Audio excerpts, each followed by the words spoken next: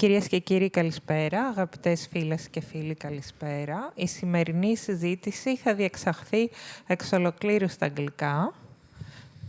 Μπορείτε να πάρετε ακουστικά για να ακούτε τη διερμηνία απ' έξω αν τα χρειάζεστε. Οπότε τώρα ξεκινάμε και θα μιλήσω αμέσως στα αγγλικά.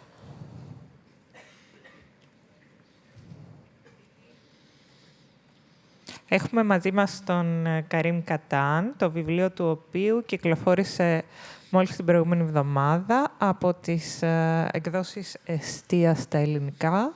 Έχει τον τίτλο «Το παλάτι των δύο λόφων».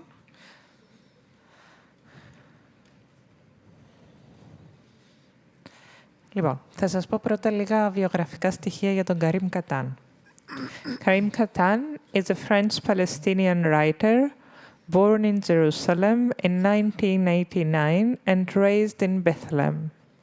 He holds a PhD in Comparative Literature from Université Paris-Nanterre. Yes, I was born in 89, not 99. Merci. Although I look younger.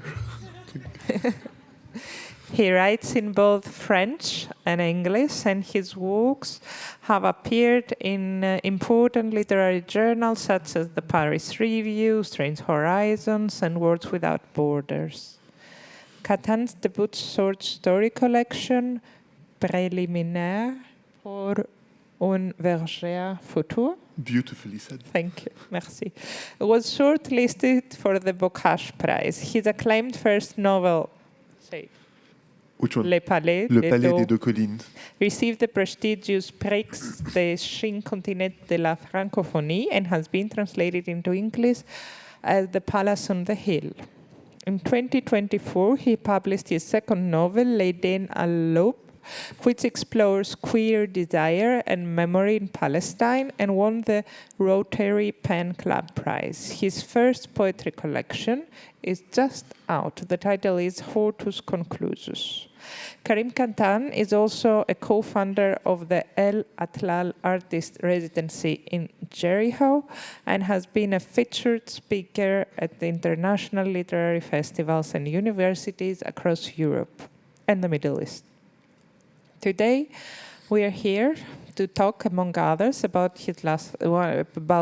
his book that was recently published in Greek, The Palace of the Two Hills. It is a wonderful novel. I was sometimes, as I read it, I would go back and read again the same page. It's very poetic. It has a very fluid narrative. It also reminded me a bit of Virginia Woolf. I have no idea if she's one of your references, but I mean this way to use narrative as a tool to create an atmosphere, to introduce themes and stuff like that. But before we switch the conversation, I want to tell you a few words about the book.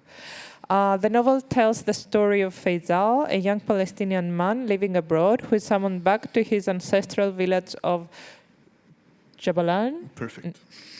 After receiving a mysterious letter about the death of a woman named Rita, a relative he cannot remember. Faisal returns to the once grand, now decaying family palace, which sits between two hills. There he confronts fading memories, family secrets, and ghostly presences, both real and metaphorical. As he navigates the remnants of his family's past, he reflects on his identity, on exile and political violence, the political violence of the present day in occupied Palestine. The novel blends family saga, magical realism, and political allegory. He uses richly poetic language and a very fluid narrative style to evoke both tenderness and melancholy. It's a story about inheritance, silence, and the burdens we carry from lands that both define and exile us. Is there something else you would like to add about your book?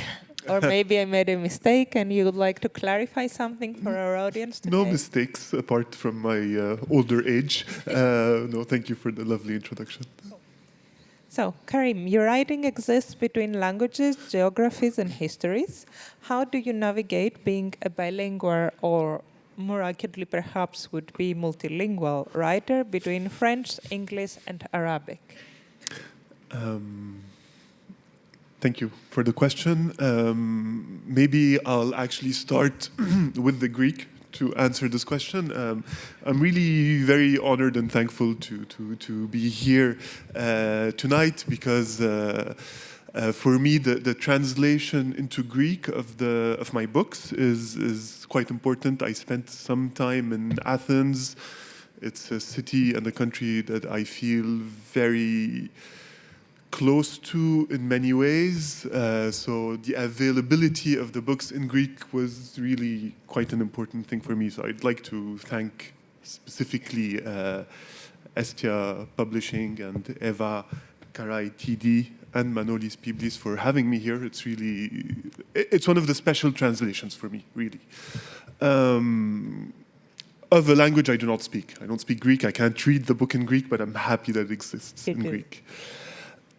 Karim has spent a few years in Athens. Yes. It was a surprise for me to learn that. So an element of biography. Biography isn't necessarily important, I think, when we discuss writing, but in this case, in the question of language, it's important. I grew up in Bethlehem, in Palestine, in the West Bank, but I went to the French school in Jerusalem. So my whole education, my formal education since kindergarten was done in French. So Palestinian Arabic is I stopped talking about mother tongues, I think. Is one of my native languages, much like French is my native language and English is my native language, and all these three languages became my own. One thing I think that's important to have in mind is that Palestinians in general, we were not occupied by the French. We were occupied by many other people, but not the French. So Palestinians are not particularly French-speaking, as opposed to, let's say, parts of Lebanese society or Moroccan society, etc. So Palestinians speak Arabic, obviously, and when they speak a foreign language, they tend to speak English. So you have a lot of English-writing Palestinian writers. You have, obviously, a lot of Arabic-writing Palestinian writers, and you have 3 or 4 French-speaking Palestinian writers. So we're very rare, and we're a numerical weirdness. So when, as a Palestinian, you write in French, you know that your first audience, your primary readership is not Palestinian. So it involves a lot of reflection about who you are writing to and why you're writing to the audience you're writing to. So my books primarily circulate within when they're first published, within the French-speaking world at large. So this is for the readership. Then there's the question of writing about a place in a language that is not necessarily your primary writing language. Like all writers, I think, are preoccupied with the limits of language and of all languages and of what language can and cannot do. In my case, I am always keenly aware. I don't know how much of that is present also in Greece, but in France, there are certain expectations of what an Arab writer can write or cannot write.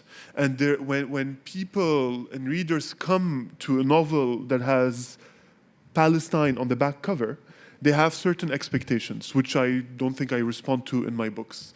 I'm always aware of these expectations and the weight of these expectations in French, and I always try to find my space within what these readership expectations do. French is my writing language. It's a language I love. I love using, I love misusing. I think, as writers, we love to misuse language as well, to have the luxury to play with language in any way we want. And yeah, it's always a question of who you write for and why you're writing for these people and who reads you and how you're being read. And I think as you write, you're always thinking about these things. Would you like to maybe share with us how it was growing up in Bethlehem? For example, is it a cosmopolitan, multilingual environment with lots of languages, religions, different histories that clash, meet, blur within each other?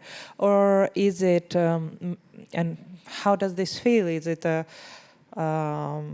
an environment of possibilities, or it is a self-contradictory environment, you know, like where everything exists all the time in collision, but also in dialogue with each other?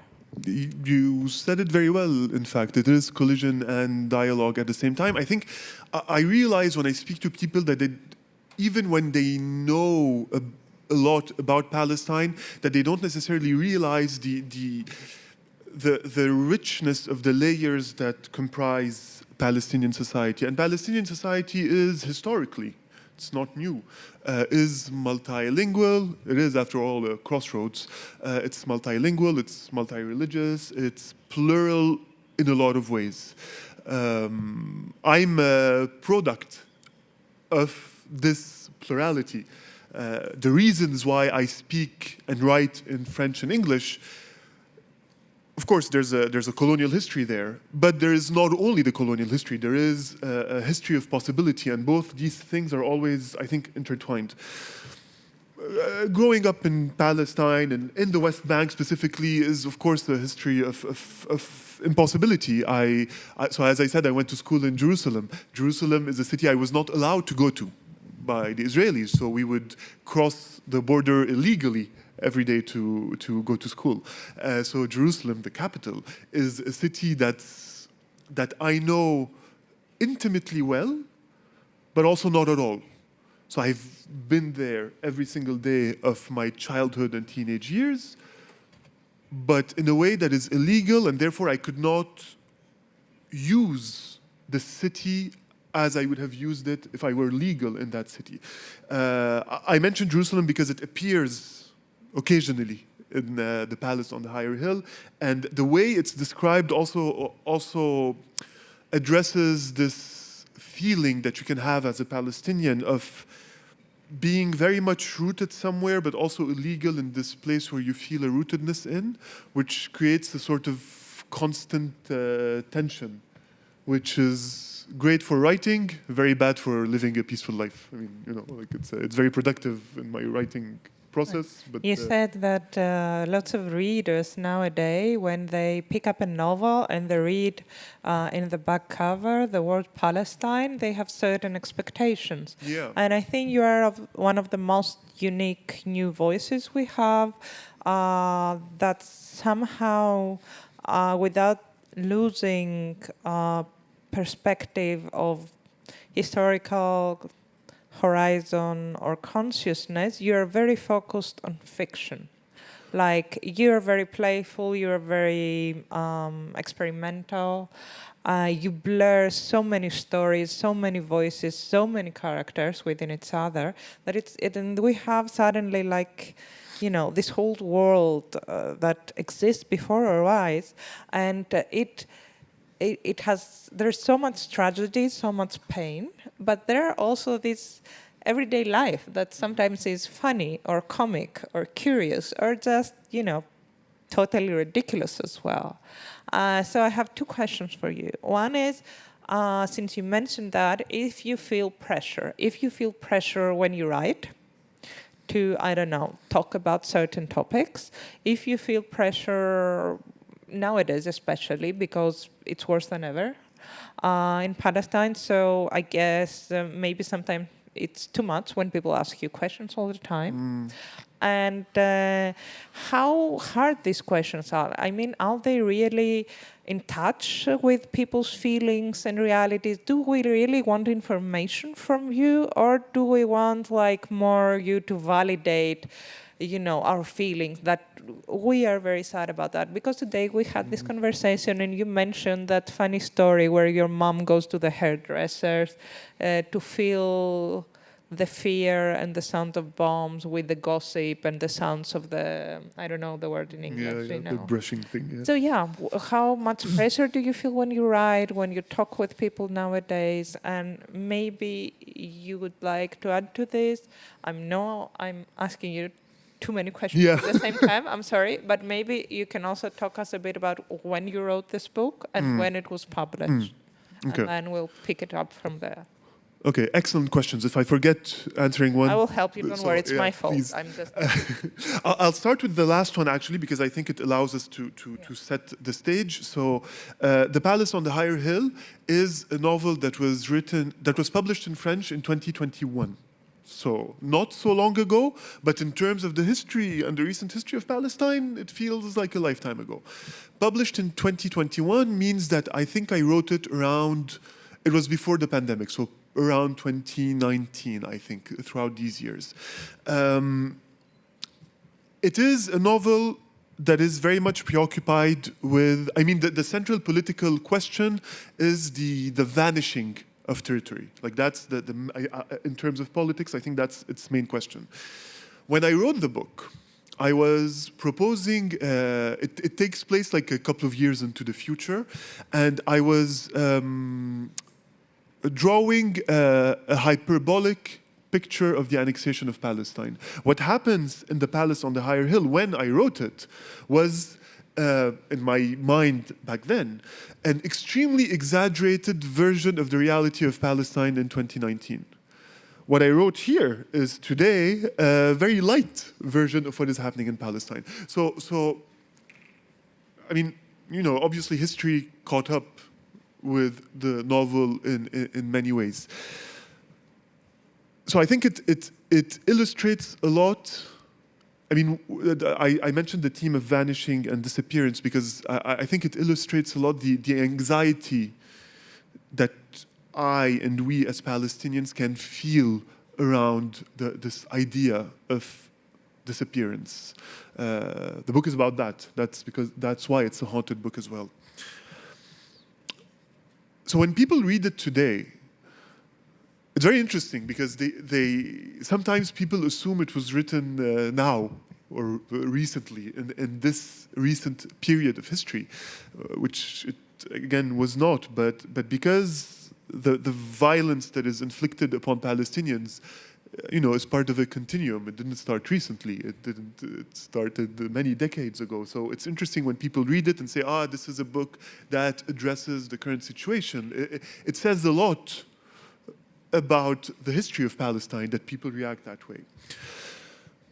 The question of the pressure. This is, one of the peoples who, like the Greeks actually, but the Irish feel very close to Palestinians. And this is the question that Irish writers constantly faced, especially during the Troubles, was the question that the novelists especially is, why are you not writing about the Troubles? Why are you writing something else? And it poses the question of what a writer can and cannot do, what are the subjects that are available to them and what are not available to them. I would say I have two, let's say, positions. I also speak in French media a bit, and I write op-eds. So op-eds as in more overtly, directly political, straightforward reflections. So this is my, let's say, completely political speech, right? My discourse as a political being is really present in these, let's say, newspaper articles or places where I go to speak, especially in France. So this is that. In my novels, I don't do that. My novels are very political because obviously everything is political. All novels are deeply political. But for me, novels are also that space, again, where we have the extreme luxury of being able to say things that are contradictory, say one thing and then the opposite, lie. That's the great pleasure of a novel, is that you can lie in a novel. You make things up. So although my novels address politics, they do so in a way where I don't think there isn't one political statement. There are political anxieties, there are reflections on the sense and meaning of words within Palestine. There's a lot of thinking about transmission and history, but I don't like say straightforward political things, because I think this has a place somewhere else. Yeah, I think I'm on your side. I think, for example, in recent years, you can see that in some cases at least, because the opposite also took place. I mean, the exclusion of Palestinian voices and also people who spoke pro-Palestine. But you can certainly see that Palestinian authors get invited or even translated. This happens always. Yeah. And I think it's important when someone also speaks this way and says that, you know what, I have to protect my freedom as a writer. Yeah. I have to protect my voice as a writer, because Westerners, people from the West and from societies that are not in everyday touch with our reality, they might expect, like, trauma literature or testimony, but that is not necessarily the case for each and every one writer who decides to write in French or in Arabic.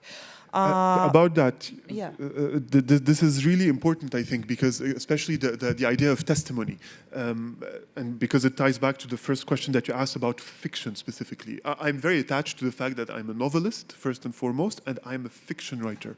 And I constantly get asked the question, are these novels based on your life? All writers get this question, and sometimes it's very, there are ghosts in the story. I'm like, so, I mean, it depends if you believe in the existence of ghosts or not.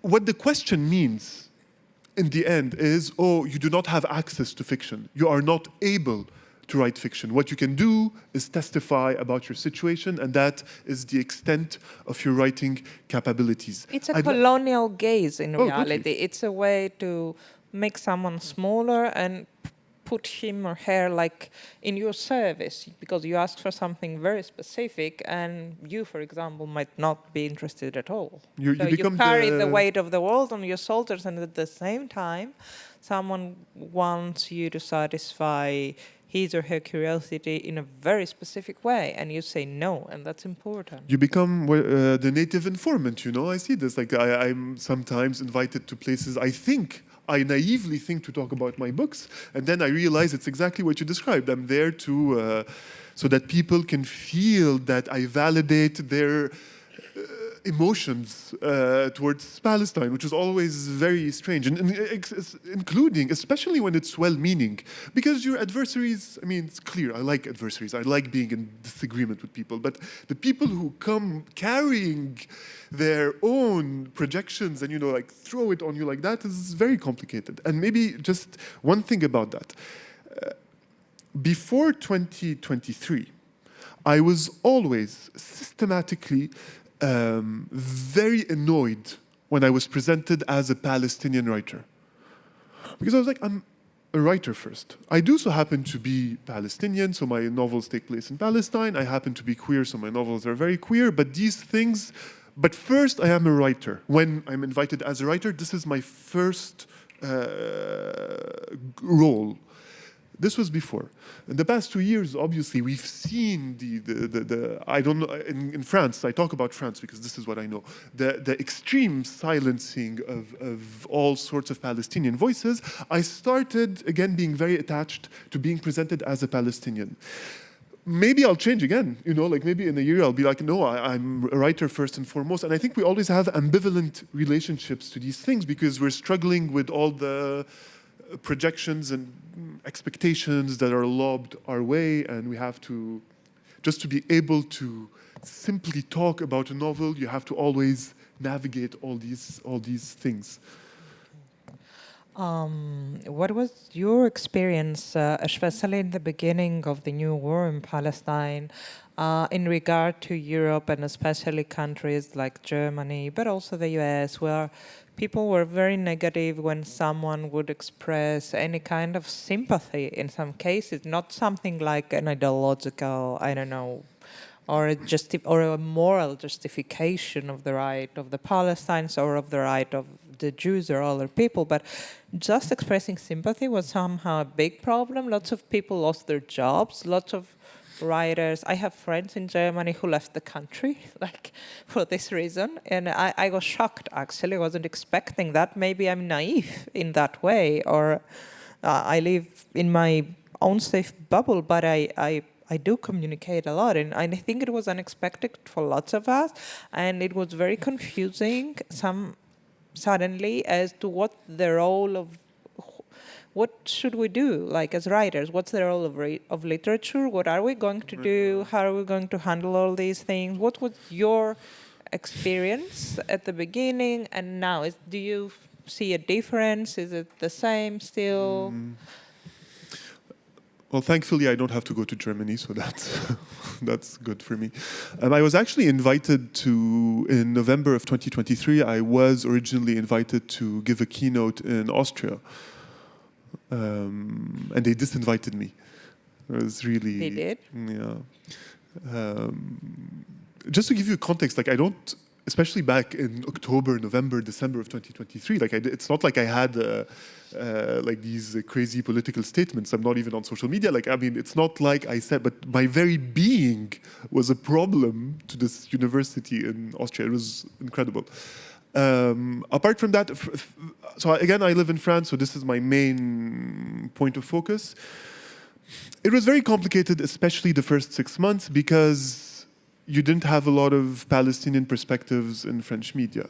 For two reasons. One of them is not necessarily ill-meaning. It's just that, again, you don't have a lot of French-speaking Palestinians. So there was also that problem, that the lack of people who would speak, which is one of the reasons why I started to speak in the media. I don't like speaking in the media. So again, as a writer, like, I don't like having, like, writing things that don't suffer contradiction. That's terrible for a novelist. But I felt like, you know, sometimes history happens. You have to do it.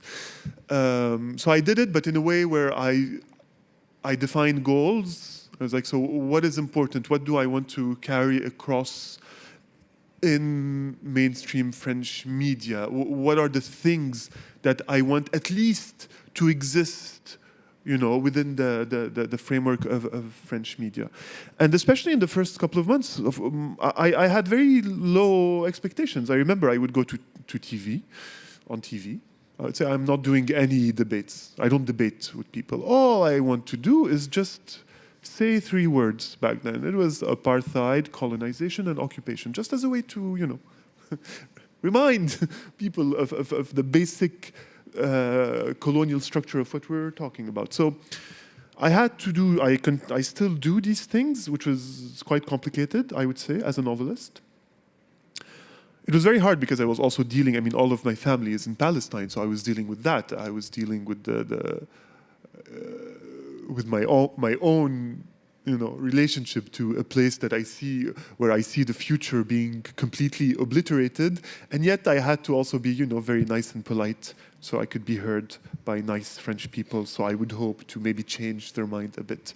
It's like I feel like an acrobat, you know, trying to tightrope that thing. More than an acrobat, perhaps an acrobat carrying pots, lots of pots with very hot tea, and walking on a very, you know, line of... Yeah, and I'm very clumsy. Much more than acrobat. And as a writer, you depend, whether we like it or not, you depend on the goodwill of your readers and the culture you're in.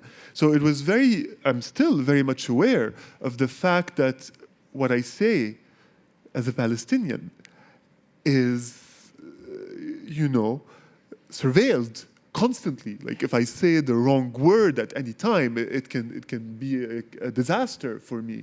So this carefulness that you have to exhibit at all times is, while, you know, everything is happening to your own country, is quite a complicated, balancing act to do.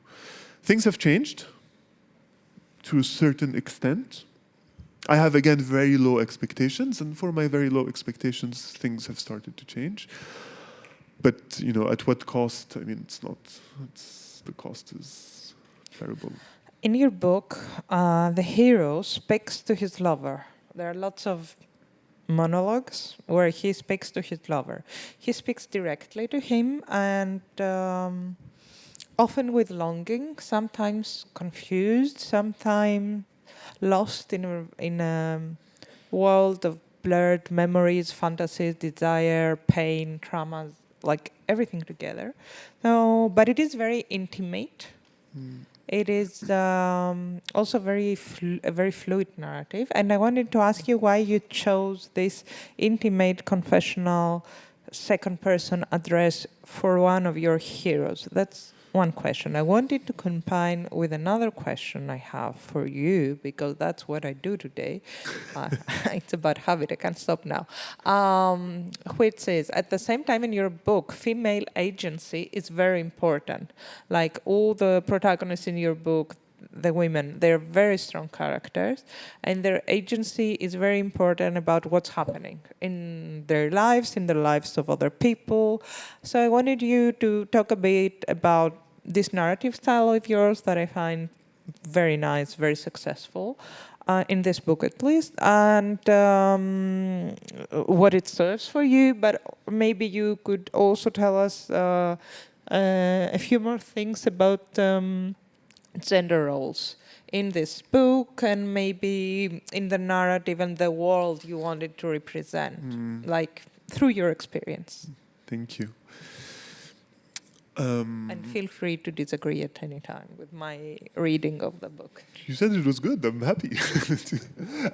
Actually, so as you said, it's a first-person narrative. The main character Faisal is addressing his former partner, we don't really know, George, who is a European who comes from an unnamed European country. I realize that when I write novels, I spend a long time, I think like many writers, looking for the narrative voice, because it's also one of my favorite things about novels. Like the fact that there's a narrative voice is amazing. The fact that we created something called a narrator that speaks to you on pages, I think is one of the most incredible inventions of humankind. So I spend a lot of time tinkering with the voice until I find a narrative voice. And sometimes it comes very late. So for example, in The Palace, the way Faisal speaks, I think came at the end of the first or second draft of the novel, where I was like, this is how I want him to speak. I want him to address George. I want it to be a confessional, this confessional mode. I don't want the reader to exactly understand if, this is a letter or whatever, a voice note, or we don't know how he is addressing him, but he is addressing him in a way. Because when he addresses his former partner, he's also addressing, obviously, the reader, and it installs this sort of intimacy. Like we have access to the messiness of this character, of Faisal's being. And I think that was very important to me, meaning that the novel goes back and forth between different timelines. It's very chaotic in many ways, and I was very attached to giving a feeling of this, the chaos you can feel when you're taken within personal and historical turmoil, in a way. So the second person address also, it gives you a specific intimate, you feel that you're being spoken to, in a way. To transition towards the question of the gender roles, The Palace, all my novels are queer by default, meaning that there is no commentary on their queerness, neither of the characters nor of the narrative itself. Is that when you enter, you start the novel, clearly the first person character is queer, is addressing another queer person, and that's it. So for me, this is both an aesthetic and a political gesture, which is, whether you like it or not, by default, this world is Palestinian and queer at the same time. Which brings me to the question of the women characters, which is always, I find, a very tricky question, especially as a man writing women. I'm always very careful about that, because I think it requires a lot of vigilance. Because, whether I like it or not, I am, in fact, a man, and I do have the position I have in life, and therefore my understanding, in this case, of Palestinian women is obviously limited, completely limited. So one of the challenges is how do you maybe just, create simply complex characters with their own with the thickness of their own consciousness, without reducing them to the, to either of course, the submissive Arab women or the very strong, Palestinian women. Like they're just characters. They tend to be strong, but this became organically to me. The novel is not based on my family at all, but it so happens that, I don't know, in my family, the men are, they're silent and boring, and the women talk a lot and are powerful. So it was just very natural that that's what I know of women in Palestine, and that's what I know of men. Because the men in the book are, except for maybe the narrator, they tend to be very silent, weak, and boring. Like strong men with. I have a mustache now, but with a mustache that don't speak. So I was always. I also learned. I think, like a lot of people, this is obviously not singular to Palestine. I think, first of all, it's a Mediterranean thing. Storytelling is a thing I learned by being in the spaces of women. Because obviously, as a child, I was much more interested in the spaces of women, that seemed, alive with voices and things and people speaking, etc. Whereas, the spaces of men were very serious and boring and terrifying. So I always would, I would spend my time with my grandmother, with my mother, with all my aunts, etc. And there is a tradition of storytelling, of gossiping. Gossip is a form of novel making that I think I very much learned from them, and it just comes up organically. But I think I try to always be vigilant about, writing women voice characters. is also something you can study, and it can become an instrument for a writer, like listening to voices. Also, even before someone decides to write a story, not to become a writer.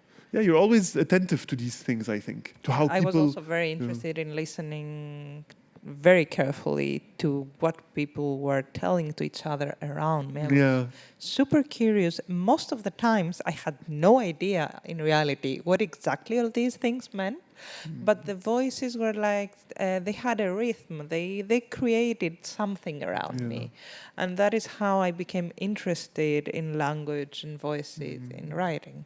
So Karim, would you like to read something small from your book for us? So I'll read it in French. Yes, please. And I'll say after why I chose this part. It's towards the end. Depuis quelques jours, j'ai l'impression que le portrait d'Ayoub me reproche quelque chose. Et là-haut, tel un aigle qui vole au-dessus de la salle à manger, que me dit Ibrahim, le lâche, l'absent? Ce n'est pas pour lui que je resterai. Je voudrais décrocher ce tableau et en faire un feu pour nous réchauffer. Il aura servi à ça au moins le vieil Abou Ayoub, le pacha, le respectable patriarche du palais des deux collines. Tu ne lui en veux pas. Tu ne lui en veux pas de t'avoir abandonné, de t'avoir laissé de ce côté, comme ça, alors que lui, cela coule douce, je ne sais où, au paradis. Toi, toute seule, avec le poids de cette maison sur les épaules. Nawal, tu ne peux pas ne pas lui en vouloir. C'est sa maison, pas la tienne. Est-ce que toi, tu les aimes, ces salons, tous plus grossiers les uns que les autres? Ça m'étonnerait. C'est ça que tu veux défendre, l'héritage d'un petit bellâtre satisfait de lui-même, qui s'est fait de l'argent, probablement à coups de combines mafieuses. Le Qatar, Nawal, tu sais ce que c'est de se faire de l'argent là-bas? Et ses affaires au Salvador, tu imagines ce que ça veut dire? Le meilleur ami des pires ordures de la terre, ton mari. Et il te laisse avec toutes ses responsabilités. Et toi, tu dis, d'accord, pas de problème. Tu n'as pas envie qu'on descende ce portrait monstrueux et qu'on le détruise? Allez, moi je m'occupe de piétiner sa sale face. Et toi, tu fais ce que tu veux. Tu lui donnes des coups de pied, tu arraches, tu craches, ce que tu veux. Je sors, il fait déjà nuit, je baigne dans la brume. De loin, les Wiswis reviennent comme des vieux amis. Ils se fraient un chemin dans l'obscurité. Sur l'un des versants de la colline, je compte 13 poiriers, 10 pommiers, 40 figuiers. J'habite ici, en ce clair pays, et sur cette terre féconde où j'ai échoué. Les Wiswis, comme un murmure marin, un capricieux Atlantique, me ligotent. Je me laisse faire, j'ai appris à ne pas résister. Elle a raison, je resterai. Les gens de mon pays ont le parler maritime. Dans leurs syllabes, il y a le fracas des vagues, et dans leur rire, l'écume.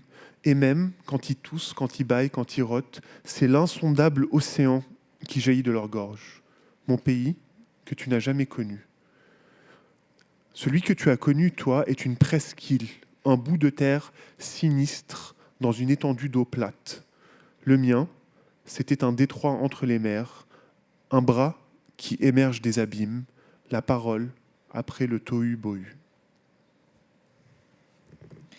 Εδώ και λίγες μέρες νιώθω πως το πορτρέτο του Αγιούμπ μου προσάπτει κάτι. Και πάνω εκεί, σαν αετός που πετάει πάνω από την τραπεζαρία, τι μου λέει άραγε ο Ιμπραήμ, ο δειλός, ο Απών? Δεν θα μείνω όμως γι' αυτόν. Θα ήθελα να ξεκρεμάσω αυτό το πίνακα και να του βάλω φωτιά να ζεσταθούμε. Τουλάχιστον να χρησιμεύσει σε κάτι ο γέρος Σαμπού Γιαμπούμπ, ο Πασάς, ο αξιοσέβαστος πατριάρχης του παλατιού των δύο λόφων. Δεν του κρατάς κακία? Δεν του κρατάς κακία που σε εγκατέλειψε, που σε άφησε εδώ, σε αυτή την πλευρά, ενώ αυτός λιάζεται κάπου, ποιος ξέρει πού, στον παράδεισο. Εσύ ολομόναχη, με το βάρος αυτού του σπιτιού στους ώμους σου. Ναουάλ, δεν γίνεται να μην του κρατάς κακία, είναι το δικό του σπίτι, όχι το δικό σου. Εσύ, πες μου αλήθεια, αγαπάς τα σαλόνια του, το ένα πιο χοντροκομμένο απ' το άλλο? Αυτό θα μου έκανε μεγάλη εντύπωση. Αυτό θες να υπερασπιστείς, την κληρονομιά ενός μικρού κακομαθημένου νάρκη σου που πιθανότατα έβγαλε τα λεφτά του με μαφιόζικες κομπίνες? Στο Κατάρ, Ναουάλ, ξέρεις τι σημαίνει να βγάζεις λεφτά εκεί πέρα? Και οι δουλειές του στο Σαλβαδόρ, φαντάζεσαι τι σημαίνει αυτό, Ο καλύτερος φίλος των χειρότερων καθαρμάτων της γης, ο άντρας σου. Και σε αφήνει με όλες αυτές τις ευθύνες και εσύ λες εντάξει, κανένα πρόβλημα. Δεν θέλεις να κατεβάσουμε αυτό το απέσιο πορτρέτο και να το καταστρέψουμε, έλα. Αναλαμβάνω εγώ να ποδοπατήσω τη βρωμερή του φάτσα και εσύ κάνω ό,τι θες. Κλώτσα το, σκίστο, φτύστο, ό,τι θέλεις. Βγαίνω έξω. Έχει ήδη νυχτώσει. Βυθίζομαι στην ομίχλη. Από μακριά, τα Wiswis επιστρέφουν, σαν παλιοί φίλοι. Χαράζουν ένα μονοπάτι μες στο σκοτάδι. Στη μια πλευρά του λόφου μετράω. 13 αχλαδιές, 10 μιλιές, 40 σικές. Μένω εδώ, σε αυτό το φωτεινό μέρος και σε αυτή την έφορη γη, όπου έχω ναυαγίσει. Τα Wiswis, σαν θαλάσσιοι ψήθυροι, ένας ιδιότροπος Ατλαντικός, με κρατούν δεμένο. Αφήνομαι. Έμαθα να μην αντιστέκομαι. Έχει δίκιο. Θα μείνω. Οι άνθρωποι της πατρίδας μου έχουν τη φωνή της θάλασσας. Στις συλλαβές τους αντυχεί ο παφλασμός των κυμάτων και στο γέλιο τους αφρίζει η θάλασσα. Και ακόμα και όταν βήχουν, όταν χασμουριούνται, όταν αρεύονται, είναι ο ακατάληπτος ωκεανός που ξεπηδά από το λαρύγγι τους. Η δική μου πατρίδα, που εσύ δεν γνώρισες ποτέ. Αυτή που γνώρισες εσύ είναι μια χερσόνησος, ένα κομμάτι γης μουντό μέσα σε μια απέραντη ακίνητη θάλασσα. Η δική μου όμως ήταν ένα στενό, ανάμεσα σε θάλασσες, ένα χέρι που αναδύεται από τα βάθη. Ο λόγος μετά το πανδαιμόνιο.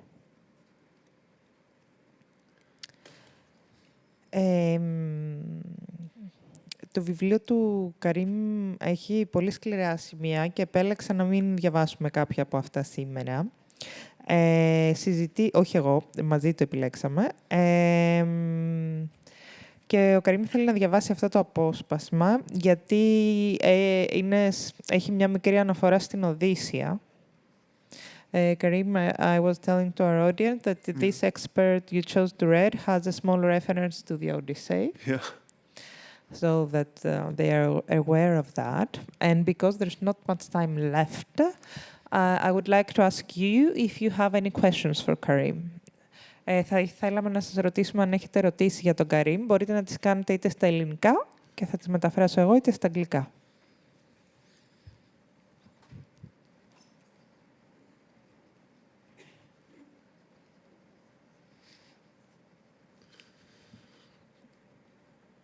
Παρακαλώ, αλλά υπάρχει κάποιο μικρόφωνο για το κοινό. Έρχεται μια κοπέλα να σας δώσει.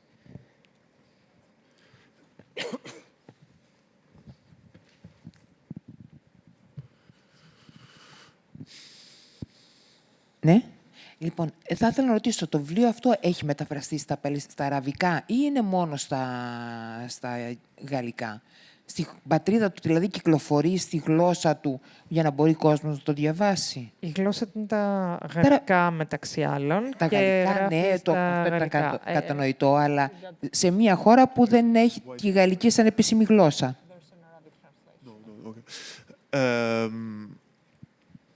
You know, translations are a very costly thing. I mean, it costs a lot of money. For now, there was no proposal for an Arabic translation for neither Palace on the Higher Hill nor the more recent one. But I have to say that now that the books are available in English, they can be read more frequently by Palestinians than they could before. But for now, not yet in Arabic. Άλλες ερωτήσεις? Παρακαλώ.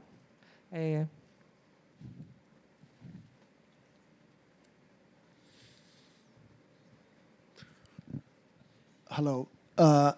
Do you, as a Palestinian first and even more as a novelist, due to the disastrous situation in Palestine now, do you feel some kind of, I'm very careful with the word, but please don't misunderstand it, guilt being outside of this area now with all this suffering? How is the feeling? How do you see this in your head? I feel very, I think that's the word. I think that's the correct... I'm sorry about the expression. I can't think of another word. I think that's the correct word. At least it is what I feel. Not about being outside, but also about having the extreme luxury of a European passport, of having access to enormous mobility, of having the luxury of being able, to safely travel and talk about my books and have access to all these things, on the one hand, for sure. But I also feel another sort of alienation that I never felt before. This is the first of the deeply historic moments of Palestine that I lived from abroad, not while being there. And this is one of the first times where I feel a sort of disconnect between my reality and even just the simple reality of my family. I was saying, like my relationship to my parents, to the way my parents live there, to how I live outside. I feel a deep alienation, for sure. It is what it is. But it's the correct word, guilt, for sure. We should all feel guilty, by the way. I mean, no question about that. Κάποια άλλη ερώτηση? Αν μπορεί κάποιος να μεταφέρει το μικρόφωνο εκεί.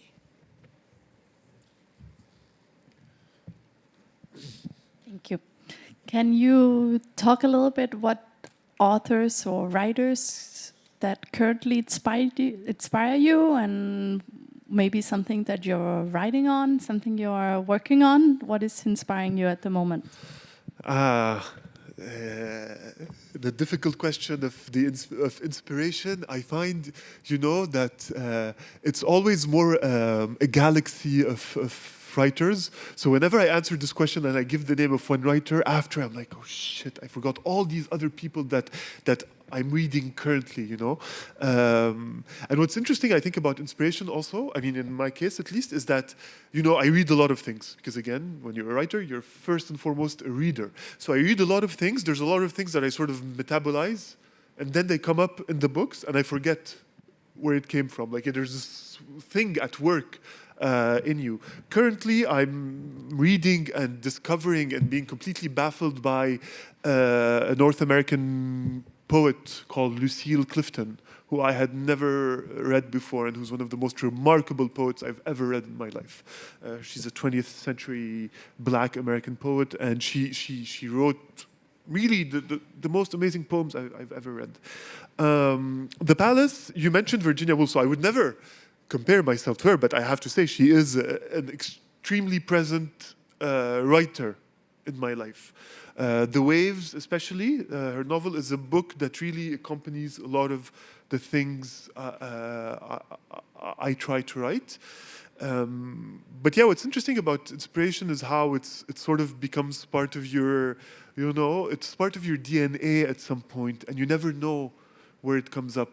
This is why I mentioned the part about the Odyssey, because The Palace on the Higher Hill is a narrative of return. And for me, like, the structuring narrative of return is, of course, the Odyssey. So the references to the Odyssey were there, not like to have a wink, like to say, oh, maybe people will recognize it or not, but just because it structures the way I, think about return. So yeah, inspiration is always a galaxy of things. I'm currently writing a novel, but I discovered throughout my not very long writing life that whenever I'm writing a novel and I talk about it, I end up doing something completely different from what I said. So I learned to never say it until it's actually there on the paper when I'm writing a novel. Thank you. Δεν μπορούμε να σας ακούσουμε, είναι πολύ μεγάλη απόσταση.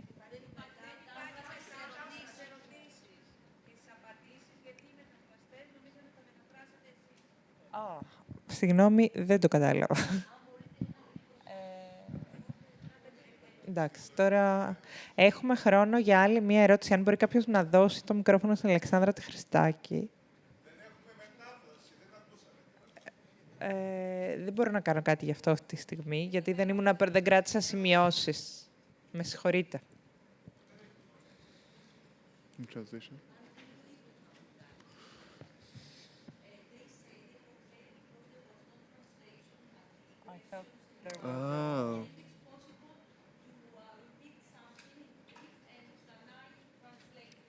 Σε σχέση με τις επιρροές του, ας πούμε, ο Καρίμ απάντησε ότι τον εμπνέουν πολλά πράγματα και ότι ένας συγγραφέας παραμένει σε έναν βαθμό πάντα αυτό που ήταν πριν ξεκινήσει να γράφει, δηλαδή ένας αναγνώστης. Και ο ίδιος εμπνέεται πολύ διαβάζοντας διάφορα πράγματα.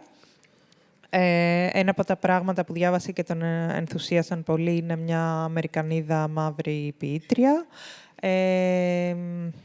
Τι άλλο μας είπε. Μας είπε ότι του αρέσει πολύ η Βιρτζίνια Γούλφ, γιατί εγώ ανέφερα κάτι πριν σε σχέση με το αφηγηματικό ύφος που έχει, που είναι πολύ ρευστό και χρησιμοποιεί τη γλώσσα για να υπονομεύσει και ακόμα και την ίδια την αφήγηση, τα θέματα που εισάγει με έναν πολύ απαλό τρόπο που το συναντάμε συχνά και σε ισπανόφωνους συγγραφείς, τη λατινοαμερικάνικη λογοτεχνία και στην Ευρώπη. Στην Ευρώπη ίσως το πιο χαρακτηριστικό παράδειγμα είναι η Βιρτζίνια Γούλφ, η οποία το χρησιμοποίησε και σαν εργαλείο ακριβώς για να εντάξει θεματικές, αυτό που αποκαλούμε σήμερα με μια πολύ γενική ταμπέλα queer.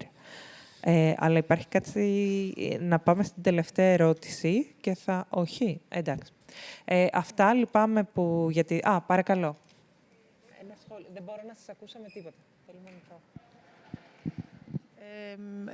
Could you tell us your beloved Arab writer or poet?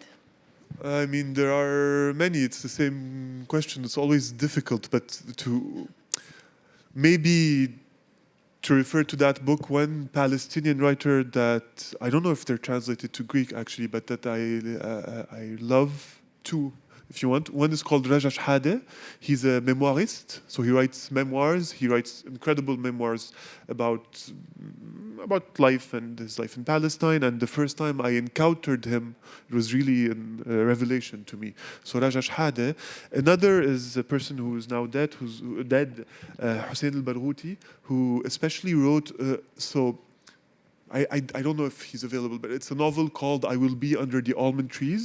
It's a sort of autofiction of parts of his life, and a lot of that novel it didn't inspire my book, but it really formed, I think, how I relate to some literature. So off the top of my head, these two are very important to me. Ο Καρίμ ρωτήθηκε για τις επιρροές του από την αραβική λογοτεχνία, από την αραβόφωνη λογοτεχνία, και ανέφερε ότι τον έχουν επηρεάσει δύο σύγχρονες φωνές, ένας στην ζωή Παλαιστίνιος συγγραφέας και ένας που δεν ζει πια. Δεν θα επαναλάβω τα ονόματα γιατί είναι αραβικά και δεν ξέρω την προφορά. Και οι δύο συγγραφείς που ανέφερε ο Καρίμ γράφουν είτε memoirs, είτε αυτό που σήμερα εμείς αποκαλούμε autofiction. Δηλαδή μιλάνε πολύ για τις προσωπικές τους ιστορίες, τις προσωπικές τους εμπειρίες, και αυτοί οι δύο συγγραφείς καθόρισαν, ήταν πηγή έμπνευσης και για το παλάτι των δύο λόφων. Δυστυχώς δεν έχουμε άλλο χρόνο, θα πάμε σιγά σιγά προς τα έξω και μπορείτε φυσικά να προσεγγίσετε τον Καρίμ για να τον ρωτήσετε ό,τι θέλετε. Σας ευχαριστούμε πολύ. Ευχαριστούμε.